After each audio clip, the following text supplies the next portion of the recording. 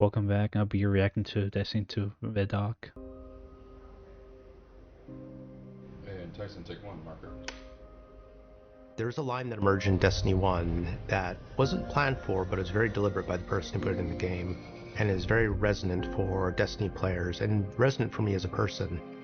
And that line is, Guardians make their own fate.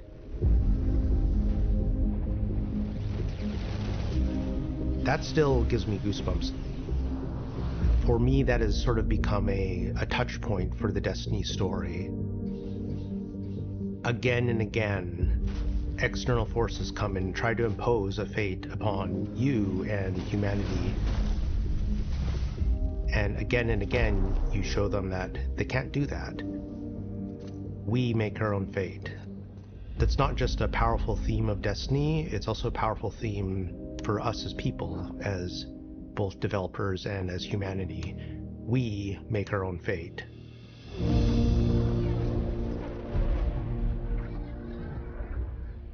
When you're talking about 10 years of story, there's a lot of stuff crammed in there, and there's a lot of things that we could do and could talk about. But as storytellers, the hardest part isn't coming up with the ideas, it's knowing which ones are the important ones. We want to tell a story that makes you, the player, feel like all of that time that you invested, we saw you, and we want to give you the experience that you've been waiting for. We looked at everything we had, we laid it all out, like whiteboards and like everything. We were trying to look for a theme that felt resonant, not just for this story, but for Destiny as a whole. And the theme that we kept coming back to was purpose and fate. And that's what this story is about, not just for ourselves as the player, but also for our characters. I used to think I'd give anything to bring you back. I cried quite a few times doing those scripts because I treated it with the love of a fan. Every time I opened a script, I was like, what would I want to see? What would I want to hear? You get to see their emotional journey, the struggle of how do we defeat the Witness.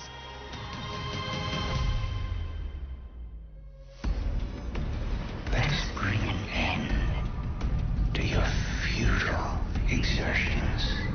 The Witness sees itself as the one true God. So it's come to the Traveler because it needs the power of the Traveler's light to finish this vision. Its goal is salvation. Why don't you want that? Be reborn. Our mission is to make sure that we can prevent it from getting the light, the thing that it needs, in order to make it all happen. It's finally confronted the Traveler, and here we are, thorns in its side, a blip on its radar, trying to make a difference. You're gonna speak to the Witness, and the Witness is gonna shine a light on some things, and you wonder, like, what would it be like? What would it be like to be a disciple of the Witness? Your Guardian's use has yet to be determined. We're in need of a God killer. Every time you hear the Witness, you're not just hearing one voice, you're hearing whispers in the background, you're hearing all of these other textures. You're still resisting. You can feel a subtext sometimes where the real Witness comes through, or at least things that it doesn't want you to know about it come through. That's pretty cool. There is only suffering! Putting characters into pressure cookers is what storytellers do best. And I can't imagine a more intense pressure cooker than it's the end of the world. If we fail, everything is frozen forever, and only we can do it. It's just the handful of us inside of a god.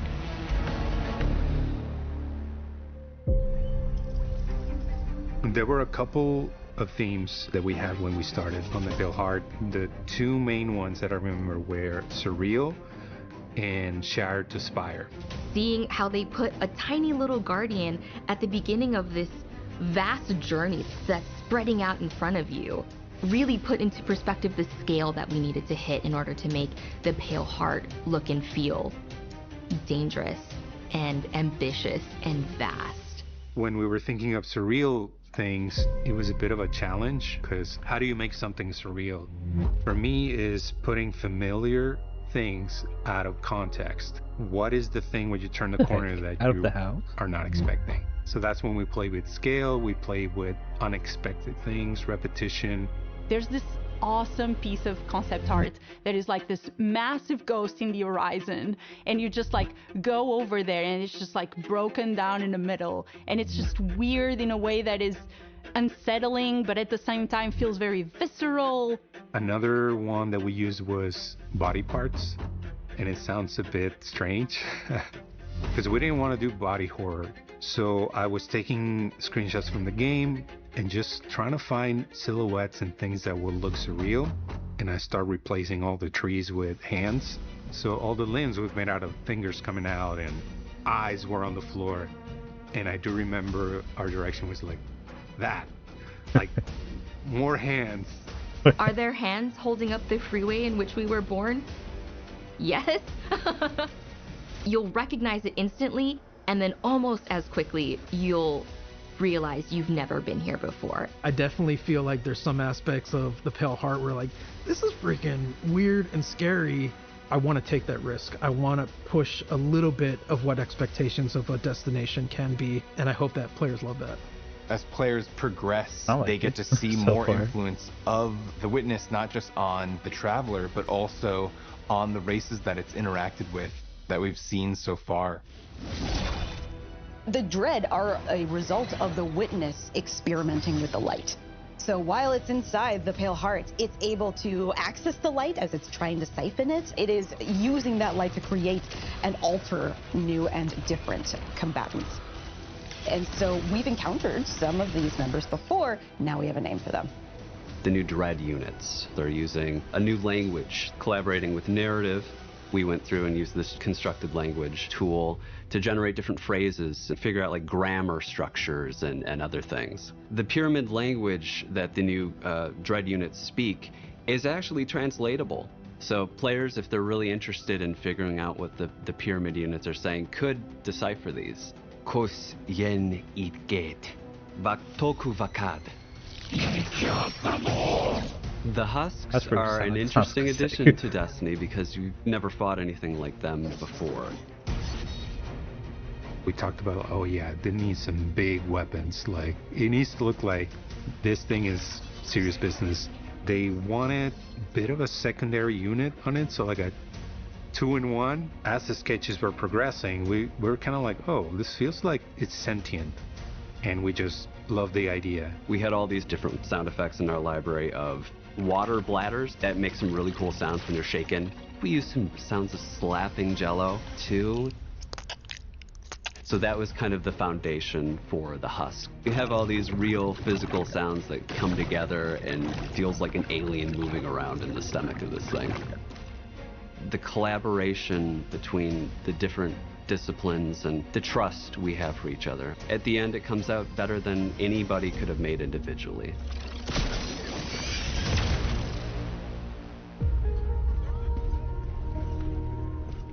There's a moment where you realize, looking at the final shape, that it's not just a story about the Guardian's journey, it's also kind of the story of Destiny's journey.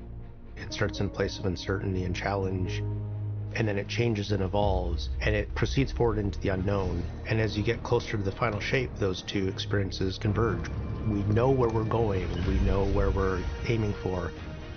I feel very confident about the love and the work and the thoughtfulness that everyone working on this release put into it, and I think it's inevitable that when people start going in and experiencing all these different things that make up this expansion, I think they're gonna see it. I won't lose another soldier in this war.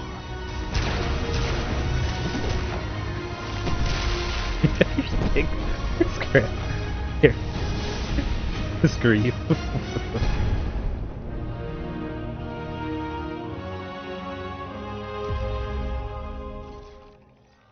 If you guys like it, like and subscribe. See you guys next time.